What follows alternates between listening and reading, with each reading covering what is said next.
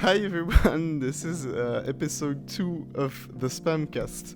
Let's try to make it less terrible this time.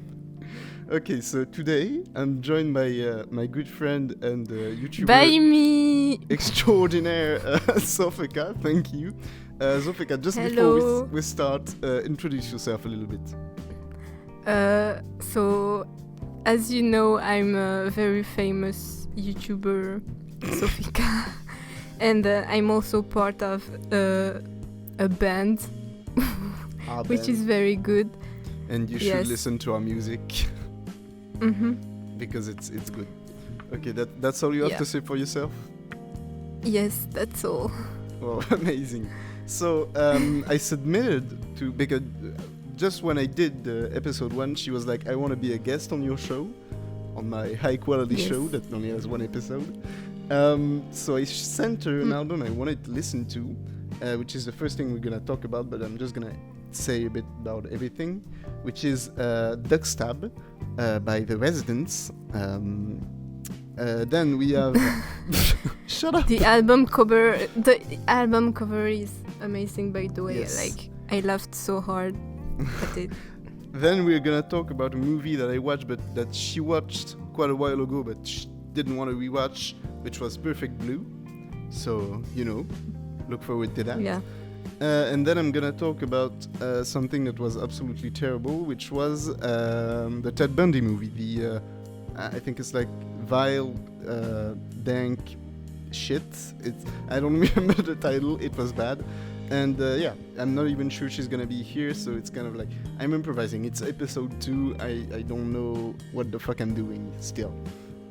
Okay, so let's just get on with it. Let's talk about Duckstab, right, Szofika?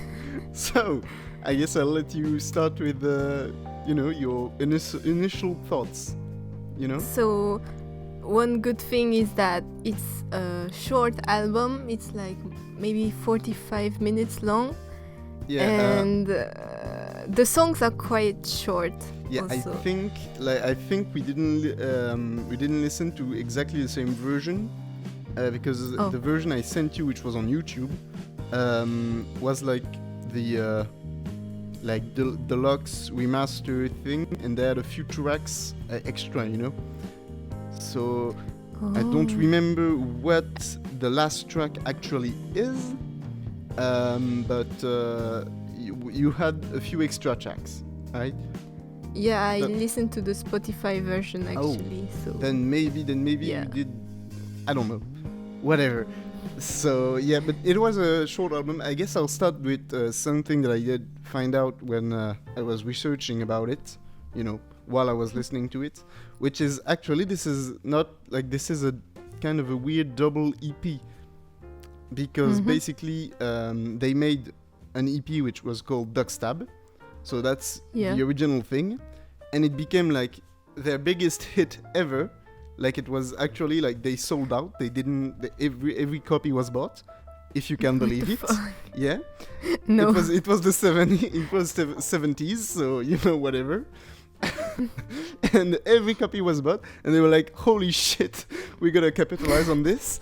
And they had another EP which is Buster and Glenn, and they just went, well, if we just put the two together, and we can just sell it as an album, and so that's the album.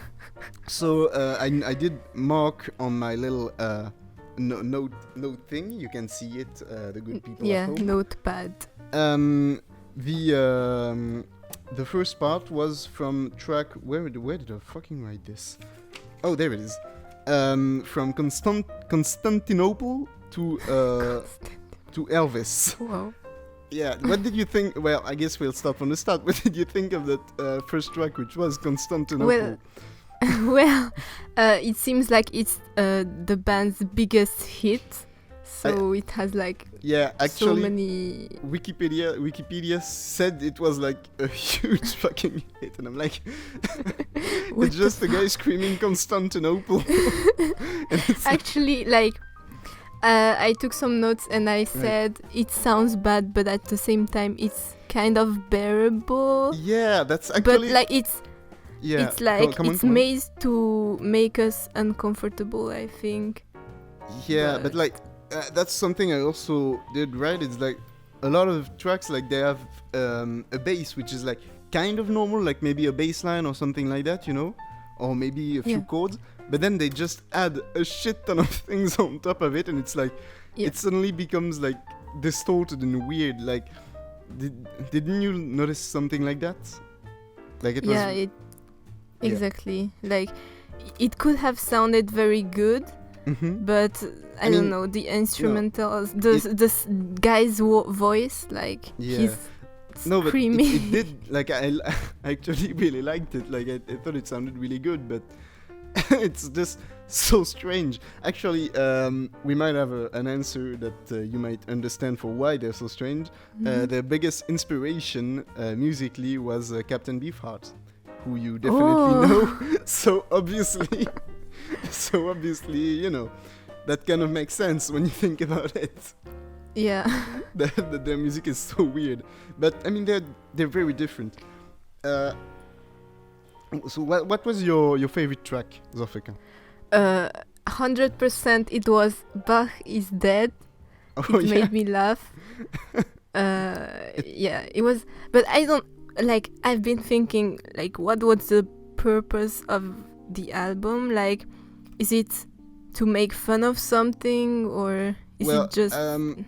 I'm not sure personally, but I know that generally the purpose of the band, in general, like their whole mindset was sort of like deconstructing popular music and sort of like not really making fun, but like satirizing it, if you see what I mean. Mm-hmm.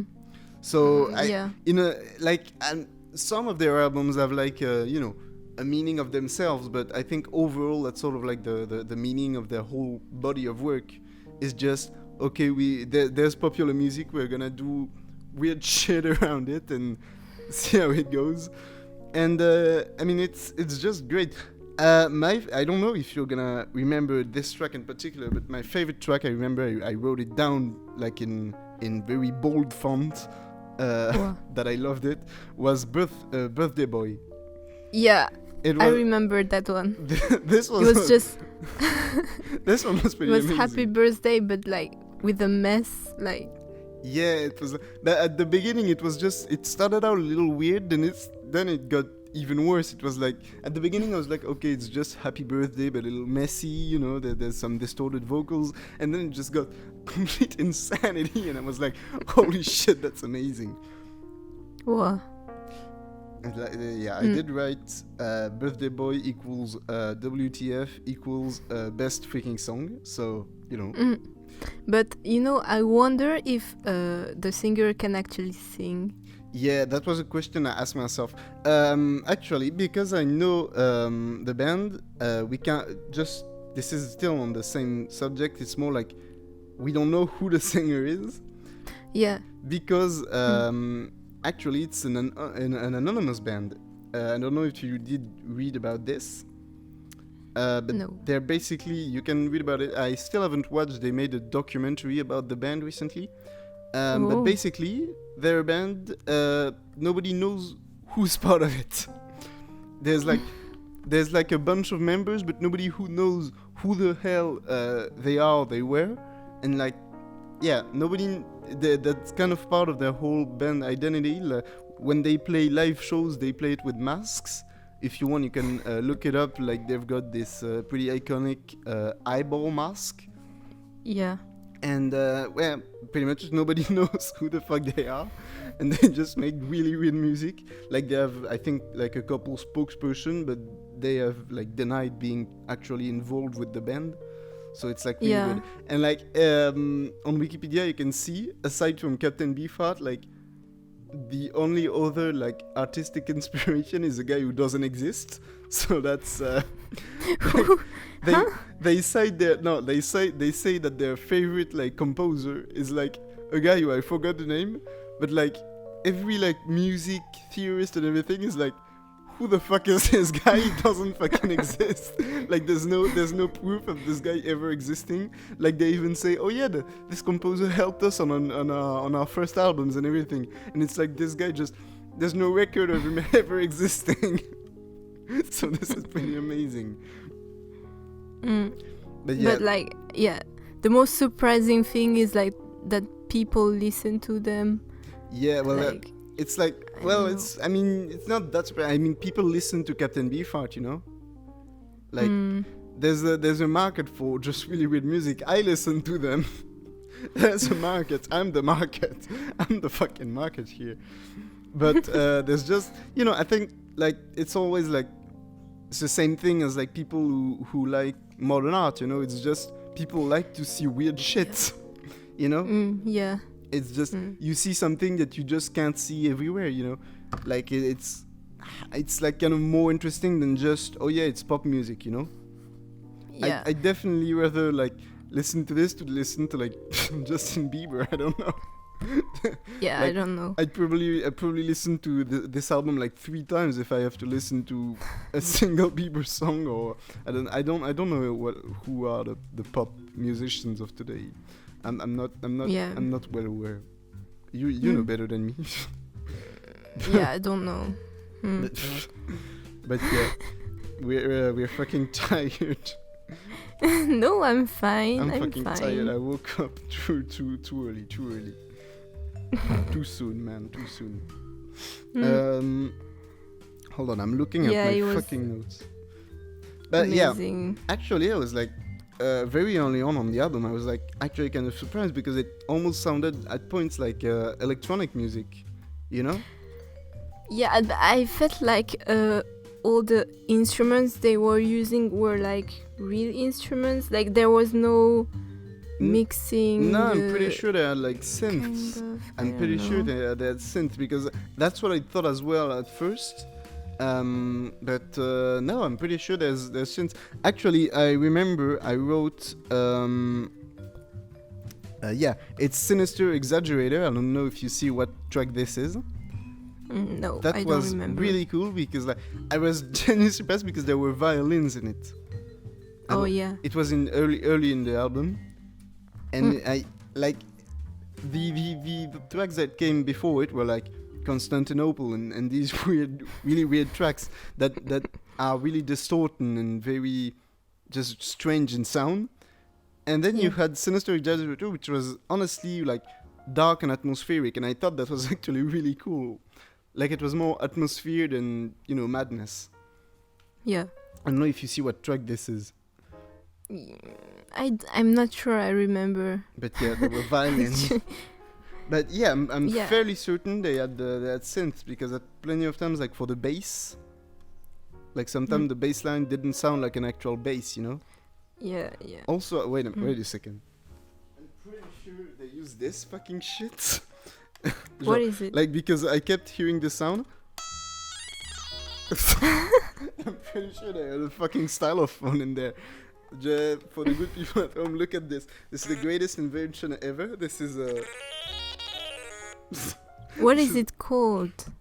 Quoi? It's a stylophone. It's a stylophone. Oh. And I don't know. Don't you think this was an actual instrument they used? It sounds kind of like there were plenty of times where I thought I heard that, but whatever. Maybe I'm just too much a fan of the stylophone, and I just want to hear it everywhere. But yeah, that was yeah. I don't know why, but what did you think of the song Elvis and His Boss? If you know what the song I wrote is. it down. Like I said, Elvis and His Boss is a mess, and starts from okay to what the fuck. Like at the beginning of the song, it sounds like, oh, it's an okay song, like it's gonna sound normal, but then it starts getting like messy, and then it's just a big mess. I don't know. Yeah, well, I think like that was this was really the intent in that song in particular. I mean, I'm pretty sure like they're pretty good artists from what I've looked on the internet. Like they're pretty well respected in modern music and shit. Yeah, well, shut up. It's modern. It's contemporary music. Shut up. It's art. It's art. And basically, this song, like, it kind of feels like, I mean, it's a song about Elvis, I would assume, considering the title. I'm just assuming shit. And basically, like, you know, it starts kind of like with the basic, like, rock progression, you know, the 1-4-5 thing. Yeah. You see what it is or not? Yeah, I kind of see. Yeah, and it starts with that, and then it just starts going like, like really weird, and there's weird chords, there's weird like instrumentation, then the people start fucking screaming. This was fucking amazing, man. Yeah, it's kind of made to make us feel uncomfortable. Yeah, but it kind of felt like tribal music at points, you know, because it was really like repetitive. Is it a word? Yeah. Repetitive? I don't know how fucking pronounce English. Repetitive. But yeah, you know, it, like often like songs basically came from like just there's a bass line that repeats and then they just do shit on top of it, you know. So it was really did create an atmosphere, you know. There's all and still looking at my fucking notes, but like I felt like I was taking good notes while I was listening to it, but now I'm just realizing that I just wrote like this song was cool. Some like the Booker T's, I guess. I don't remember. I don't remember either.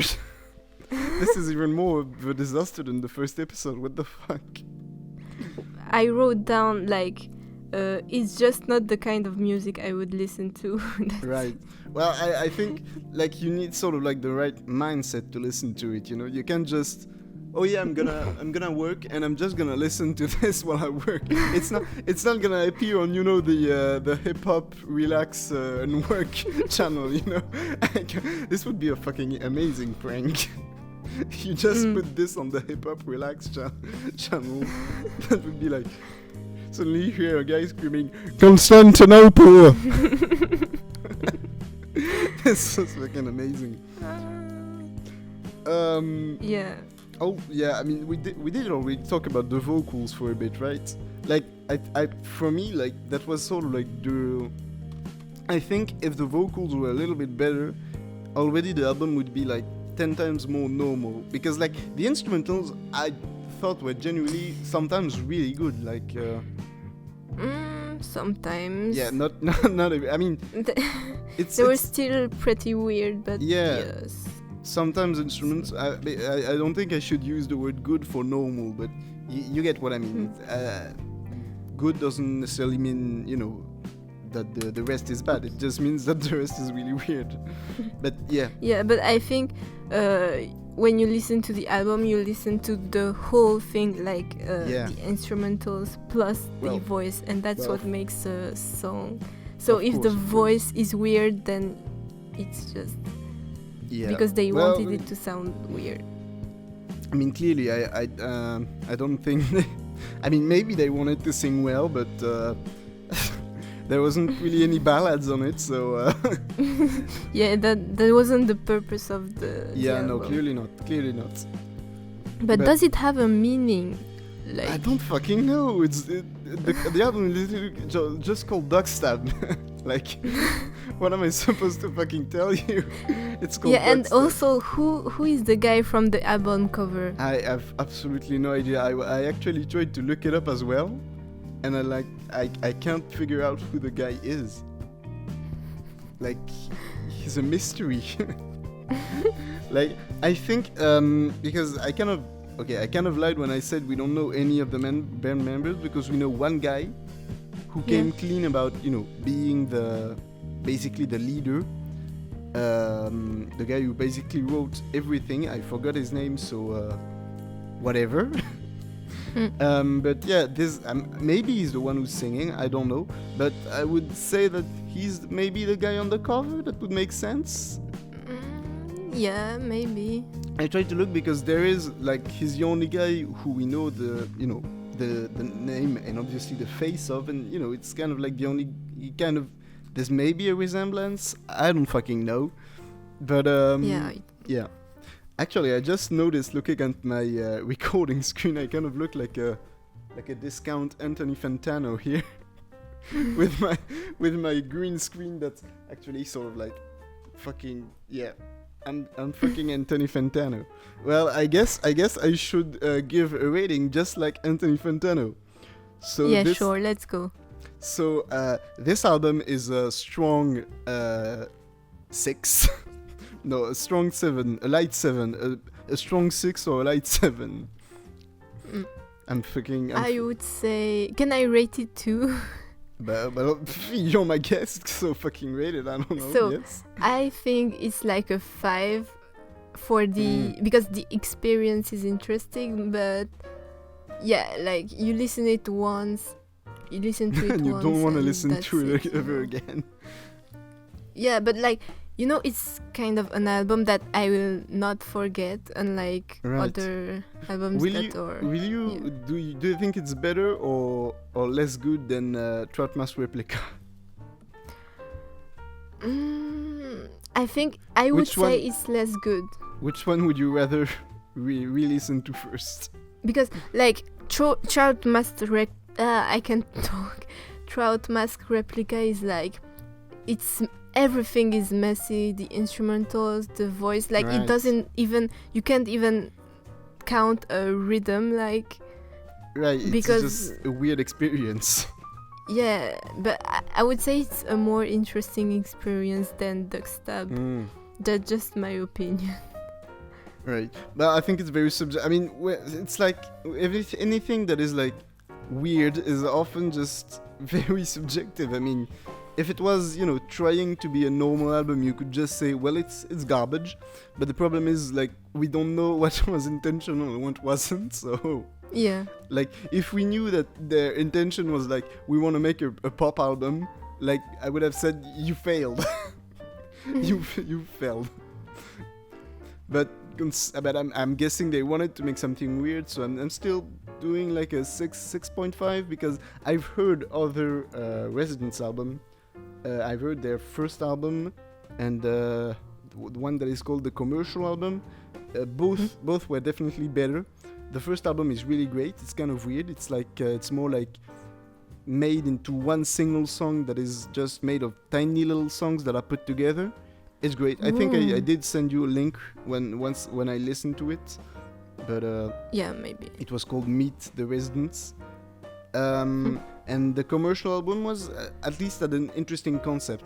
Well, maybe I'll listen to it and talk about it on another podcast, but just as a quick thing, you know how I said like they were, you know, sort of satirizing pop music? Yeah. Well, the commercial album was like this idea, but just an entire album of this, and basically it was like I think 40 1-minute songs that were all like structured like regular pop songs. Yeah, like it's the one you showed me the album, but I didn't listen to it. But it's the songs are like, they sound normal, right? Kind of. I mean, they don't sound normal. I mean, these guys don't know how to make normal music, but you know, they sound more normal than most of what was in Duckstab. Yeah.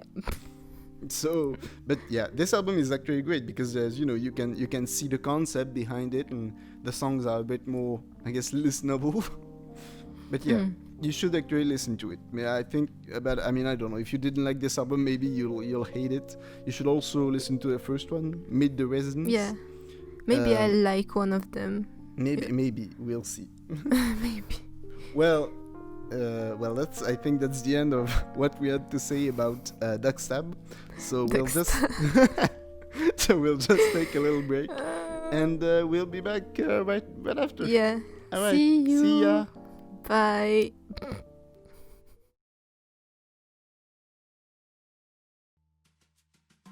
All right, we're back. So that was Duckstab. So now we're gonna talk about an interesting movie. We're gonna talk about Perfect Blue. So it's a Japanese animated film. So I guess this podcast is slowly becoming just the anime podcast. So I don't know how I feel about that.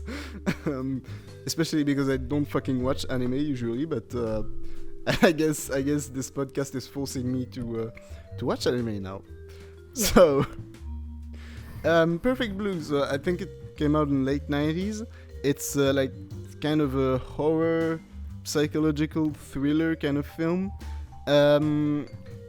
So the reason I wanted to watch it this week, knowing that Szofika was gonna be on here, is because a few years ago she talked to me about it because she had just watched it, and she literally just said, "I'm scarred for life." This was horrible. So I was like, that's just the right kind of movie for me. And I still hadn't watched it in like 2 years, so like I was missing out, clearly. Also, I heard online that it was supposed to be like one of the greatest animated films, blah blah blah, of all time. So I was like, okay, I need to watch this shit. And I wasn't disappointed. It was pretty. I mean, I still think Szofika, you're a bit of a little bitch for being scared of this, but it wasn't that scary. I mean, fucking hell. No, like it was kind of like disturbing. Psychologically, it was like disturbing, I think. Yeah, I mean, I don't know. Maybe I'm desensitized. Yeah. I mean, I really liked it overall. It was definitely a great movie, great animation, great everything. But I don't know. I guess it kind of, there were points that were really weird, and but overall it kind of like you could follow it. I think like I was definitely more like emotionally and things disturbed by the thing I talked about last week, the anime Evangelion. I was definitely more disturbed by this. You should watch it. You would be scarred for life as well. But like, I don't know. I guess it didn't. Maybe I'm not that sensitive to like murders and psychological things like that. Yeah, I'm probably gonna. I think I should say right now that for the people listening or watching, I'm gonna really spoil the film, and because I want to talk about all the plot points and interesting things with Szofika, and so if you haven't watched it, you definitely should, because I think it's gonna lose a bit of its shock value if I tell you what the fuck happens. Don't you think so, Szofika? Yeah. So, can you please remind me of the... Szofika. This is a fucking disaster. Huh? Can you hear me? I can't fucking hear Szofika anymore. Szofika. I'm here. Well, I think she's dead. So No. I'm just gonna try to talk about it alone. And if she comes back eventually, I'll fucking talk about it. She's sending me fucking text messages, guys. She's not dead. No. Well, we can't hear you, Szofika. Anyways. I'm gonna talk about it. So the whole film was like kind of Can you hear me? Oh shit! I can hear you. Are you alive, Szofika? Yeah, I'm here. I'm back. What the fuck happened? I don't know. Internet is bad. Okay. Well, I mean, as I was saying, I'm gonna keep just talking about it. The film is like about, I guess, popularity, and I think the best thing it did for me was it kind of made me not want to be famous anymore, because it was like, oh shit, that's pretty creepy. Yeah, I don't know. But what was the story? Because I watched it like 2 years ago and I don't really remember. Well, it's about like there's this like pop singer. Yeah. Right. She's in like a group, a band. And she has like a stalker or something. Yeah. No. First, she decides like that she wants to leave the band because she wants to become an actress. Oh yeah. Right. And everybody is like pretty pissed off at her because they're fans of the band. Yeah. And like her friends are like, what the fuck, bitch, what the fuck you doing? And especially this like stalker guy. So as you were saying, the weird yeah, he looks so scary. Yeah, the character design was really good on this film. Like every character was really interesting. Like especially the fat lady. I don't know if you remember the fat lady. She was like the real manager villain. or something. Yeah, but she was the real villain of the film at Yeah. the end. You know. The end was she's so the bitch weird. She was like dressing up as the pop singer, and It was so Do weird. you remember? It was so weird. By the way, that I don't know why. Like, I think I even wrote it somewhere, but like, this was like for some reason the main moment that struck me about this film. Who gets stabbed by an umbrella? Like, do you remember this scene? Like at the end. This is, yeah. At the end, the main character gets stabbed by an umbrella. Like the villain comes with a fucking umbrella and is like, "Fuck you," and she gets stabbed by an umbrella. Do you like? No, What? that didn't. Like, No. I just want to talk about this scene for like the next hour, because like, what kind of umbrella do they have in Japan? Like, my umbrellas are fucking like pointy like that. Like, I couldn't get, maybe okay, I would get hurt a little bit, but not stabbed. Like, I mean, if you had do you a think? lot of strength and, you know, if you're very strong, What? you could like stab someone with an umbrella, I guess. Like you could Yeah, stab but- someone with a stick. Like, yeah, not just- sure, but like, a stake is like, you know, you actually sharpen it. You know, an umbrella. I mean, it's more like, to me, why was that umbrella sharp in the first place? I You don't know, who thought Yeah, it was a good idea? yeah, it's kind of ridiculous. Yeah, I mean, the film was really good. I'm joking on it, but it was good. The psychological elements. I really like the whole like show within a show kind of aspect.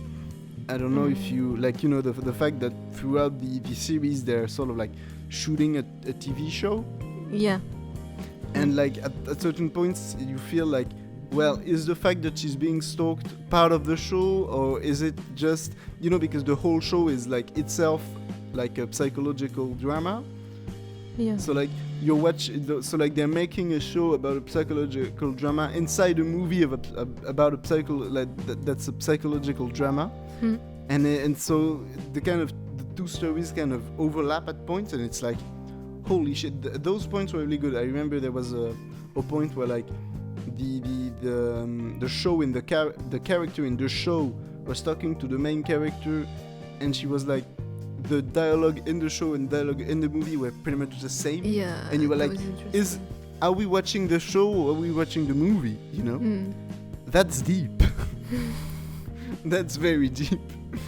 That's some Yeah. big brain film theory. We gotta get matpat on this. And actually, like, the ending, I didn't even understand it. I had to Google it, and because it was. What do you mean you didn't understand it? Because I don't get it. Like, it was pretty straightforward for me. I was don't actually know. almost disappointed that it ended so like normal. But like, it was like the manager really wanted basically to be famous. Like, it was so weird. No. Basically, the manager was a fan, you know, and she was like, I really like this pop star, so she decided, and she was just absolutely insane. So she decided, well, you know what I'm gonna fucking do? I'm gonna disguise as the pop singer, and like the main character was like going insane as well. Everybody was going insane because that's apparently Japanese people love people going insane. And you know, she every time she saw the manager in the disguise of the you know, the pop singer, she was like, holy shit, that's me. Me is trying to kill me. I didn't really so get weird. how the manager managed to move like super easily, like I don't fucking get it, but It was I think like there was her also imagination, a lot of the main maybe. character being absolutely insane. Yeah. Yeah. What were you say? What were you gonna Like, say? maybe, like, yeah. So at some points you don't know what the girl is imagining or not. So maybe Right. when the manager was moving so rapidly, it was like her imagination. It And was not also actually maybe her. the umbrella was also like an imagination. Coming so it back was to the like- umbrella theory. Yeah. The umbrella theory. It could be a theory, like it was actually a knife, but she imagined an umbrella, maybe. But that's just a theory. An umbrella theory. Thanks for watching. Oh my god, the umbrella theory. I think I'm gonna name the episode the umbrella theory. Because like Yeah. no, and basically like at the end she manages to kill like the manager, the fat lady. Yeah. I'm kind of fat shaming that poor lady, but whatever. And no, she doesn't kill her. She just sort of like injures them, and I think they almost get run over by a truck, if I remember. Like she and then saves she her. goes to the hospital and like, Yeah, she's in a mental bipolar or hospital. something. Yeah, she's really weird. It's like it was kind of like, I don't know if you've seen like Psycho, the movie No. Psycho. No, okay. The you should watch Hitchcock it. film? Yes. No, I haven't. And basically the ending was kind of like the same. Like it was like, oh yeah, there's two personalities fighting inside, but the main personality, one of the personalities has won overall. And at the end of the film, I think it's like the pop singer personality has won, and it's like she's now just she thinks she's a pop singer now. So whatever. And also at the end of the movie, we learned that the main character has become a famous actress, so that's cool. I guess it's kind of like what disappointed me at the end of the film is like, it's a happy ending, and I don't know how I feel about that.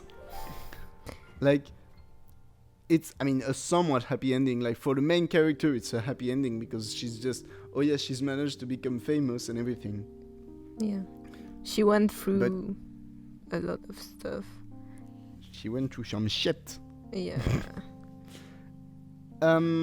Actually, I think one of my favorite aspects of the film was, something that didn't necessarily age too well, but was just more interesting considering the time period, was the whole internet aspect. Do you remember or not? Yeah, I do. Because like this is a late 90s movie, and they're already talking about how like you get stalked on the internet, and famous people get super stalked on the internet. And like when I was watching it, I was like, this is actually really cool. I like the fact that they're talking about this, even though this was like the 90s, the internet was like this like really new thing, and it's like they're already talking about like how people are getting stalked on the internet, how you can tell lies on the internet, and it's like I genuinely thought this was like super interesting. Yeah, it's What do you think of completely accurate. I think. Yeah. I feel like it's very accurate to like celebrities from today. Like, but it's like if you're a celebrity today and you have like maybe psychological problems, then you might actually see the world just like this. That's right. How do you feel now that you are famous, Zofika? Now that you have 1,000 subscribers, Zofika? How do you feel about this? Actually, there's some stuff that... Actually, I'm not famous or something, but I'm always scared that, for example, my classmates find out about my YouTube channel, and then I'm like, I'm definitely not telling about anybody in my class about this podcast, I'm definitely not telling anyone. I almost hope it stays at like 50 views because this way nobody sees it. Sees this disaster that we are currently seeing. But I think one of the kind of funny things for me about this the whole internet thing is like about like sharing their life, like in the movie the guy basically makes a fake blog about her life, and like apparently he follows her and everything, and I find it funny because now it's gonna sound like the biggest boomer shit ever, but like every celebrity does this now, they show every aspect of their life and everything. So it was like yeah. But it depends on the person, but like a lot of celebrities do it, and it was like interesting to see like it was like a window to the past to see how it was like when celebrities wouldn't share anything about them, and it was always like paparazzi. Yeah, so like it's the fans who are imagining her life and who like are kind of absolutely fantasize. obsessed. Yeah, That's it kind of and it made me think about. Do you know Agretsuko? Like I watched. Yeah, did you watch season 2? Yeah, I watched season 3, and it kind of made me feel. Oh shit, yes. Yeah. Right. But actually, it was really interesting because I'm really glad you talked about this, because I'd heard of Perfect Blue before, and I'd heard generally sort of like the general idea of the thing, and when I watched Agretsuko, which by the way, I'm just gonna do a little thing. This is like honestly one of my favorite animated series of all time. You should watch it. Anybody who hasn't watched it, don't you think it's amazing, Zofika? Yeah, it's so good. It's so cute. It's really fucking good. It's really fucking good, and it's also a thing about depression. So I think I just really like shows about depression. That's sort of like that's my thing, depression. Yeah. But basically in the last couple of episodes, from what I'd heard of Perfect Blue, I was like, holy shit, that's a massive, like, do you think it was an homage, like, Yeah, kind of. It kind of felt like an homage or like a reference, like, hey, look, Perfect Blue exists. We made a little reference about it, like the character of the like mean fan, the weird guy. Yeah. Clearly, like, felt a bit inspired by the creepy dude. Yeah, but like in Perfect Blue. It's kind of in a different way, because in Agretsuko the fan he wants her, he just doesn't like her because he, right, I know he's not obsessed with her, like, well, but he's like, he's obsessed for a different reason, because like he's obsessed to terrify her, like he posts photos of her apartment and things like that. He follows her just to show, like, I'm gonna fucking kill you. Yeah, he wants her to die. But in Perfect Blue, I think the stalker just wants. Does he want to kill her? I don't remember. Well, at the beginning he doesn't. He wants to like protect her, and he's like kind of a simp at the beginning of the film. I don't know what I say. Kind of a simp, like. The whole beginning of the film, like, she's getting like bullied by mean guys, and he starts beating up the mean guys. So he's 100% a simp. So at the beginning of the movie he's a simp, but like when she starts becoming an actress, she like breaks the her image of like, oh yeah, she's a clean girl, and she starts doing weird like porn scenes and things like that. Yeah. He gets angry, and now he wants to kill her because he's like, no, that's not you. You can't live. Right. So that was kind of like the whole point of the film. I think it was more like what's expected of famous people. Like we expect famous people like, oh, they have an image, they have to keep to it, and like she would decided, well, I don't like this image, I'm gonna change it. And now there's a weird guy that wants to kill her. Exactly. Yeah, I think that's especially true in Asian culture, like, K-pop and stuff. Yeah, like, but that's they have really to weird have because a perfect image and stuff.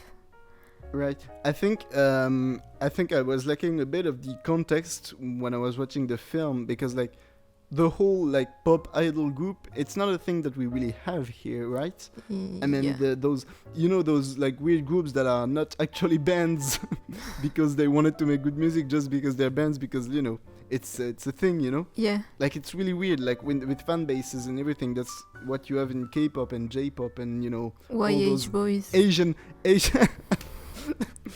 and the Boy Story and that's kind of that we don't have that right here, right? We don't. Here I it's guess more like authentic. Oh my god, authentic. Yeah. Right, music, it's more authentic in Western culture. Yeah. And it kind of sounds like it's just a different thing, and I guess that aspect I had a bit of trouble understanding. Hmm.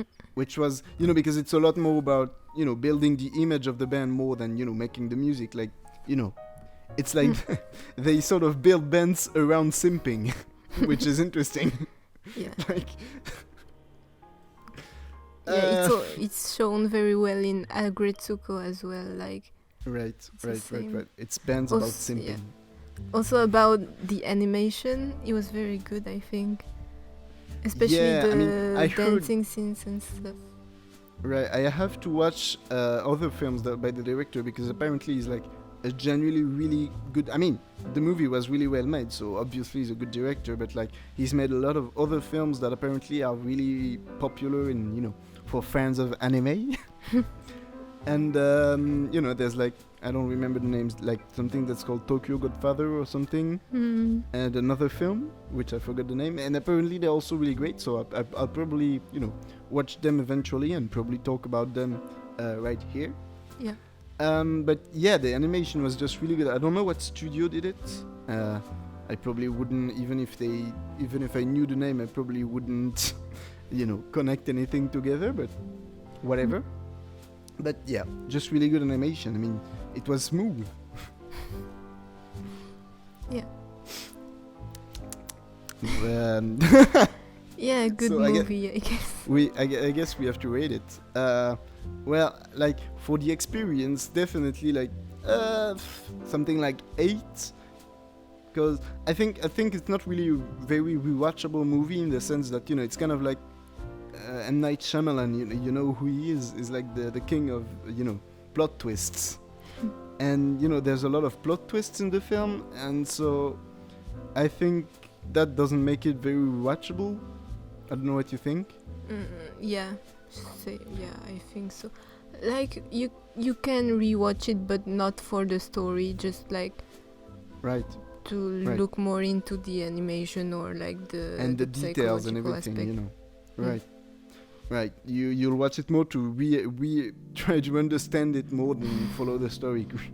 But yeah, but it was still good. The animation obviously gets like, I don't know, a million points. Yeah. The character designs, I mean, they were just honestly fantastic. Every character was really interesting. I mean, I just really like the characters. And just overall for the film, it's I'm gonna stick with the Anthony Fantano rating here, and say it's a strong 9. How about you, Szofika? I would also say it's a 9, but I didn't like. I liked the film, but it was to me it was kind of shocking. Like Right. I don't know. I think that was the intent, right? Yeah, it was the intention, but it was very good because it shocked me. So now I still remember the movie. Right. Well, obviously that's like a huge like thumbs up if even after 2 years you can remember. Like you did manage to talk quite a bit about it, so obviously like it's clear that it's left something. And also while watching the movie, I was And the umbrella theory as well. I think I'm gonna give 1,000,000 points for the umbrella theory. so like Is the umbrella real? That's the theory for the day. Is the umbrella real? That's 100% the title of the fucking podcast, man. Yeah, so the movie completed its task. So while I was watching it, I felt kind of like stressed and like intrigued. Like it made me feel something. So I think that's what a movie is supposed to do to you. Yeah, it's got good emotions. Yeah. Gives you emotion. Actually, that's like, it's kind of a thing that I've noticed with a lot of like anime, and it's like they're really good at making like emotional things. Yeah. Like I haven't watched a lot, but like they sometimes they do feel a bit like corny, cheesy. Like a bit, it's sort of like the same formula every time and everything, but often they're really fucking good with making good emotional things. Yeah. Like they make it really, they manage to make very interesting characters, and it's like, holy shit, why do so many people think anime is garbage? Like it works better than live action. Yeah, sometimes for emotion it just works better. Yeah. I mean, not every time, but I'm sure there's a reason for this, that animation makes us like more sad than right, maybe. I don't know. Maybe it's because it doesn't look quite human, and we're like, oh, I don't know. I actually genuinely don't fucking know. There's probably a film analyst that can tell us about it. Anyways, well, I mean that's pretty much all we can say about, right? Because it's we've talked about it for like 25 minutes. This episode's gonna be long. Jesus Christ.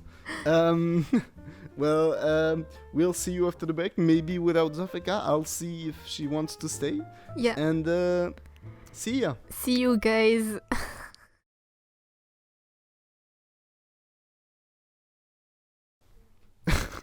Okay, and we're back. Yay! Hi. Szofika did decide to stick around, so you can enjoy having Szofika for a little while again. Hi guys. I haven't guys? watched the movie, so I'm going to ask questions to Mr. Spam. We're kind of experimenting to see how we're gonna work that whole dynamic of I've watched the movie but she hasn't, and we're gonna struggle. But through our struggles, we will come out victorious. So I don't know what the fuck I'm saying. Okay, so the movie was called Extremely Shocking, Vile, and Bullshit Thing. I don't remember. It was made by Netflix, so very recently, and like it kind of rode on a wave that's been going on for quite a while, and that I think I'm kind of like a bit of a reason for the film existing in a way, because it's sort of like rating on the whole. Oh yeah, it's really interesting to read and watch documentaries and things about serial killers and murders. I'll admit I'm kind of like I'm to blame, because I do watch a lot of documentaries about this. I don't know if you knew this about me, Szofika. No, I didn't. But especially with my family, for some reason we enjoy watching like those crime documentaries. Yeah, they can be interesting. Like right, seeing how the police find clues and stuff. Right. That's interesting. And apparently I'm not alone. And so that's why this movie was made, mostly because like Ted Bundy, I don't know if you know who Ted Bundy is. I don't know. Because he's like one of the most famous serial killers in American history. Mm-hmm. Like he killed people in the 60s and 70s. It's kind of like the same, I think, I would say, I don't know if I'm maybe exaggerating, but I would say he's like the same amount of fame as like the Zodiac Killer.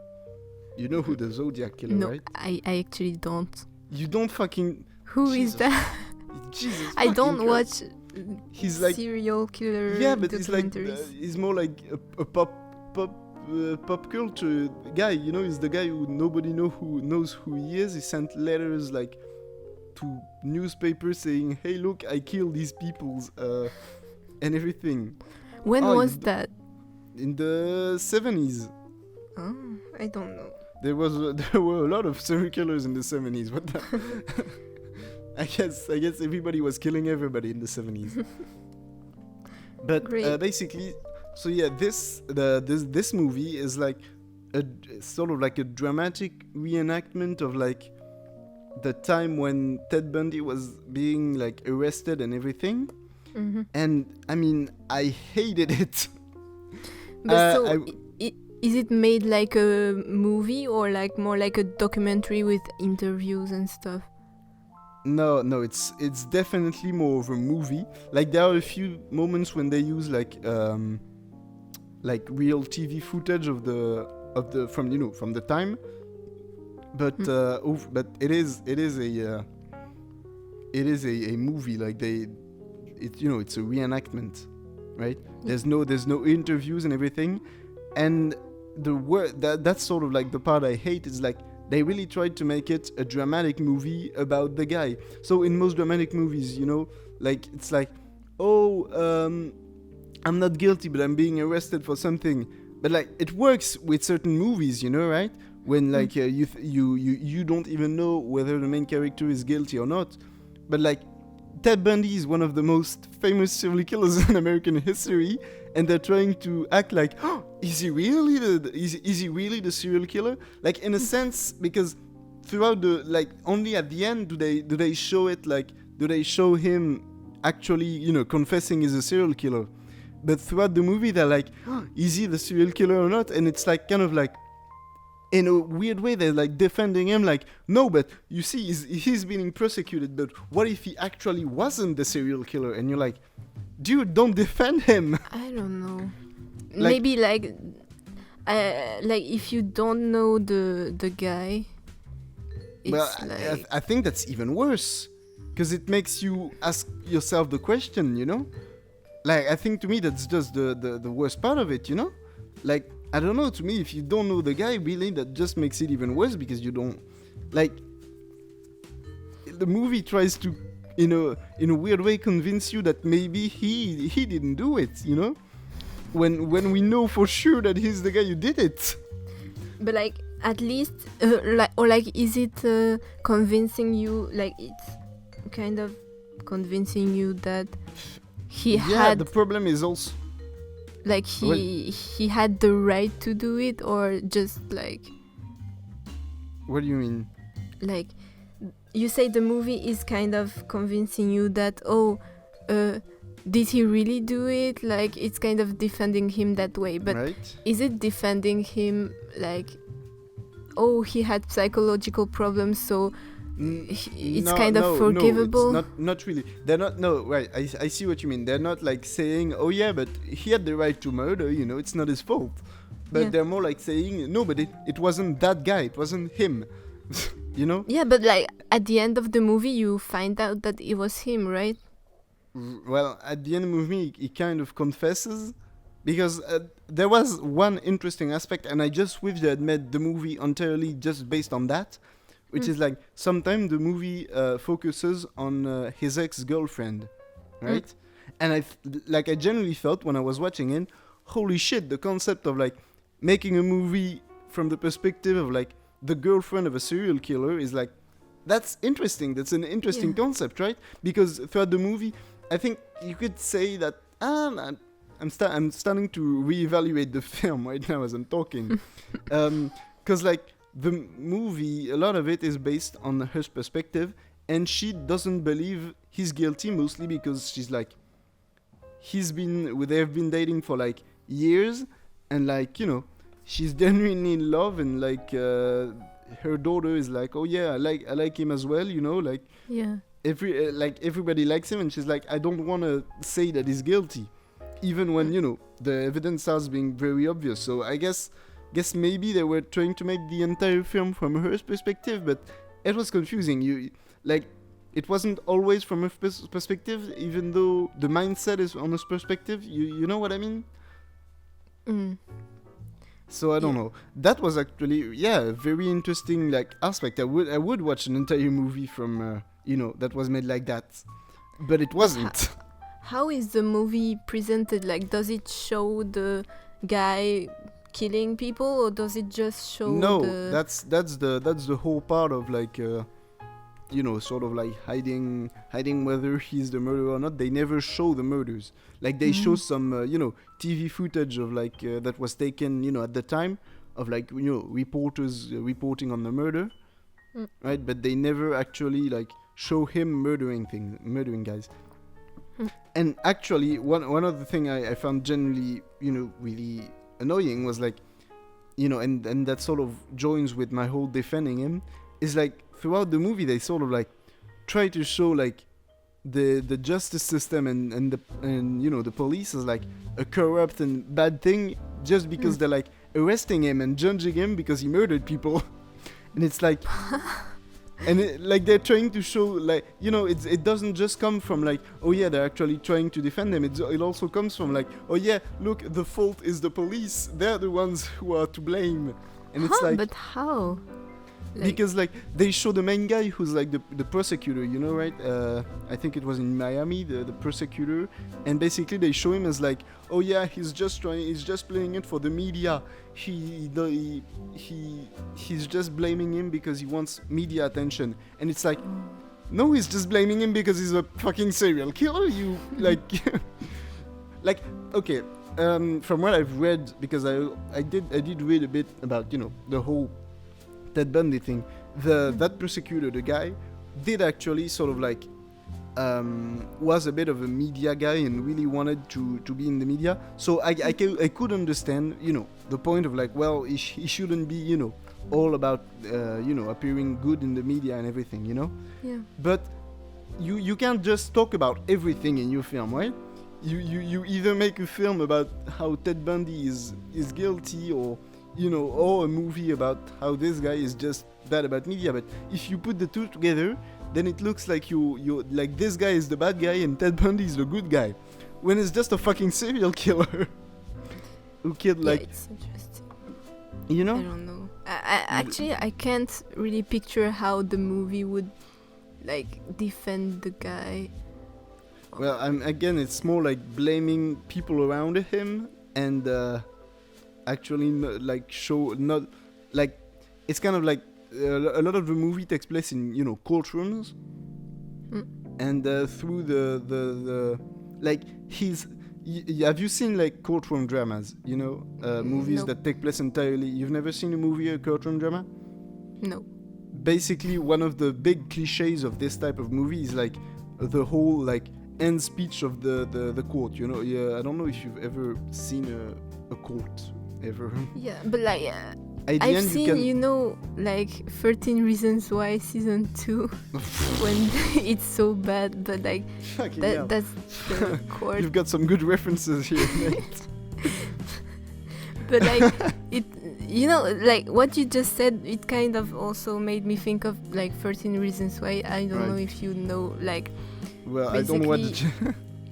I didn't But watch it's- this shit, but yes. it's very bad. You should like You kind should of watch it. watch. It's very bad. No, kind of watch like I Hate Everything, his videos But about it. I think did it's watch. I interesting. did watch the videos of Your Movie Sucks. I don't know who. If Yeah, you know who he yeah. is. He makes And I- commentary about it. Right, It's so funny. I watched these commentaries, which are It's very so funny. So that's But pretty like, much. I've only watched this from the and the Good. IHE videos about it. yeah. So in the series, it's kind of the same. It's kind of like, oh, because the guy, he's a rapist, right? And it's kind of, Right. oh, Right. but I know, but this thing, like they're defending- defending a rapist. yeah, it's messed Well, it was up. the kind of the same thing with. I think it's just a problem with Netflix at this point. They're just like defending bad people. Like, they. I think because actually now that I think about it, I remember I think they made a series about like a drug dealer who killed a lot of people, and they did the same thing, except they went like, oh look, but he gave some of the money to charity and he was a really nice guy, and like, yeah, but he also killed people to sell drugs. You can't just say, oh, but look, he once gave money to a homeless man, and say, well, look, he's a good person actually. Like, I think that's the problem with me with Ted Bundy. It's like, oh look, but he was a good father. And it's like, yeah, but he also killed a bunch of people. You can't. Yeah, that's interesting. Like, you can show kind of the two sides of the guy's life. Like, he's a good Right, person, but- for example, with his family, Like- but at the same time, he's doing bad stuff. Like, it's not like defending the person, but it's kind of showing more like perspectives of his life. I think that's it. Because if you just present him as, oh, he's very bad, he should go to jail and stuff, it's Right, yeah. Sure, but like, it depends on how you show it. Like, if you really like, and what you show. I mean, if you just like the examples we said, like about the drug dealer who like gave money to charity, like, and I don't see how that really like. The problem when you do that is really you're like, in maybe you don't want to defend him, but it's like you're showing good aspect. It's a complicated matter. I mean, you can't. It's not an easy thing to do, and I think that's. I've seen a lot of people say we should just simply just not make documentaries about serial killers and drug dealers and things, because they're incredibly difficult to show. I mean, sure, you want to show the real history and all the messed up shit they did, but at the same time, it's kind of a documentary, so you want to know the character, and like everybody in the world is like good sometimes, but also kind of mean and a bit of a shithead sometimes. And you know, it's like, of course you're gonna show multiple aspects, but with serial killers, it's like you're showing sympathy for people who have murdered people, right? And I think it's a bit tough question. It's a bit messed up for me, you know. Mm. And showing that everybody who like accused him as a mean person is just that. No, you don't do that. You don't get that, right? Yeah, it's all about how you present things, but Right. yeah. Actually, we sort of derived with 13 Reasons Why. But as I was saying, it was with courtroom drama, and at the end of like a court session, I don't know, a prosecution, I think it's called. Both sides get to do like a last statement, a closing statement about like to convince the jury of like, look, I'm innocent, and like they try to make generally like good closing statement for Ted Bundy. I mean, then again, like, it's okay because they show it like it's actually the real closing statement he did on his own, his own trial. But like, I don't know, just the way that they show it and the way that they put music on it and the way that they shoot it, it's like they're really shooting it like, look, I'm the victim here. When it, yeah. Like it's almost like he's got a tear on his eye. I'm like, look, I didn't do anything wrong, and it's like, fuck you. I don't know.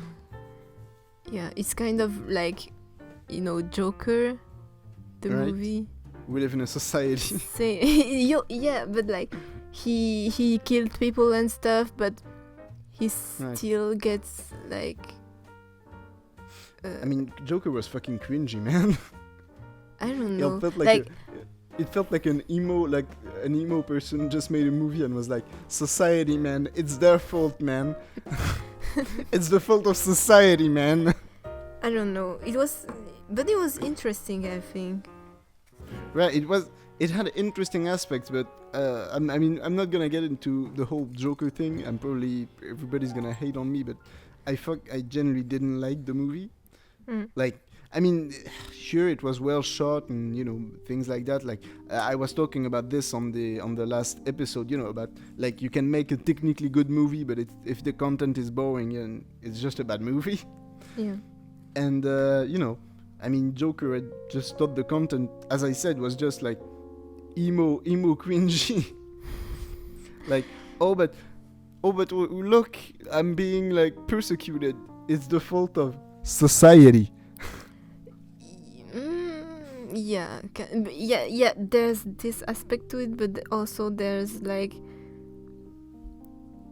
kind of the same as the movie you just watched. Like, it's just he's a bad person, but like you see him from a perspective that makes you think, oh, he's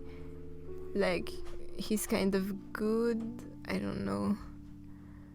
I think like, okay, I'm gonna compare Joker in this film, and like in Joker, even though I don't like the film, I can understand the whole trying to show sympathy, like because they're trying to show, oh yeah, he became evil, not because he was evil to begin with, but because things around him have like built him up to become like that, right? But in the Ted Bundy movie, they show him like being good after he's become, evil. They like the things that happen around him aren't what makes him evil. You know what? You know what I mean? Yeah. Like he starts to get persecuted and gets trialed and everything after he, like, do you understand what I mean or not? I don't know if I'm like clear. Like Despicable Me. The guy is evil, and then some good stuff happened to him. He's a good guy, but he's still except that Bundy doesn't become good. He gets the electric chair. Like, it's really weird. Like, the ending of the movie was okay, but like, it's just like the ending of the movie, they were like, oh look, he was really the bad guy all along, and like everybody is happy, but like, then why didn't you show that throughout the whole film? Like, that he was the bad guy. I don't know. And also they try to act as it's like, oh look, but this movie is an homage to all the people that he's killed. Oh yeah, you really did an homage by showing him going like, I didn't kill those people, it's their fault. Like, oh yeah, that's really definitely a good homage. I really wanted to get it's like, oh. But maybe the movie wants to show like how insane the guy is, that he thinks but they don't, what he did. They don't even show that. I don't know. Like, maybe yeah, that he's convinced himself that he's innocent, but like, they don't show that. Like, that's the whole thing I kept saying to myself while I was watching the film. Is like, there's a lot of interesting ideas, but they're not like, they don't develop them. You know what I mean? Yeah. Like, you see things and you're like, oh, well, the film could have gone like that. That would have been interesting. But then it just doesn't. No. But then the movie just goes, well, no, now that I think about it, no. So what was the response of like people who watched this movie? Did they approve? So I think it depends. People who really didn't care were like, well, it's all right. It's a Netflix movie, you know, they're never, great. But I think I've heard on the internet that there's a lot of people like me who think, yeah, showing sympathy for him is like the worst possible thing. But I think it wasn't like a super big backlash. People were mostly pissed off that, they were, because Netflix not only did, this film, they also did like, I think like 2 documentary series about Ted Bundy that just didn't stop about Ted Bundy, and people were like, could you stop talking about this serial killer? Like, can you go back to like, I don't know, like making anime? I don't know. Like, I think, yeah, a lot of people were just like, stop fucking talking about this. And yeah, I think that was generally response. So I guess I'm gonna rate this. Yeah. A solid light 2. You can fucking rate it. I guess rate my commentary on the film. Your commentary was decent. I would say a 9. Whoa, that's a fucking good rating. Yeah, because you said why you don't like it. You compared it to other movies. Yeah. Good. Made sense.